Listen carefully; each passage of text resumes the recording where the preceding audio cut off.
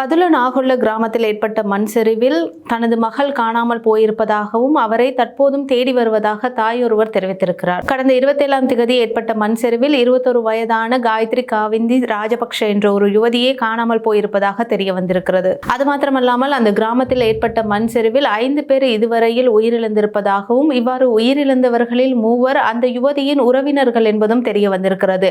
இருப்பினும் தன்னுடைய மகளை தான் இன்னும் தேடி வருவதாக அந்த தாயார் தெரிவித்திருக்கிறார். மண் சரிவு ஏற்பட்ட போது தானும் மகளும் அங்கிருந்து தப்பி செல்வதற்காக முயற்சித்த போது வெள்ளப்பெருக்கில் அடித்து செல்லப்பட்டு தனது மகள் வேறு பாதையில் சென்றிருந்ததாக தாயார் தெரிவித்திருக்கிறார். இதன் போது தனது மகன் தன்னை காப்பாற்றியதாகவும் மகளை காப்பாற்ற முயற்சித்த போது அவர்களால் அவரை காப்பாற்ற முடியாத நிலை ஏற்பட்டதாகவும் இந்த தாயார் தெரிவித்திருக்கிறார். இருப்பினும் மண் சரிவு ஏற்பட்ட அந்த மண்மேட்டிற்குள் 2 அல்லது 3 அடிக்குள் தனது மகள் சிக்கியிருக்கலாம் என்று குறித்த தாயார் ஒரு நாளைக்கு 20 தொடக்கம் 30 தடவைகள் அந்த பகுதிக்கு சென்று தனது மகளை தேடுவதாக தெரிவித்திருக்கிறார்.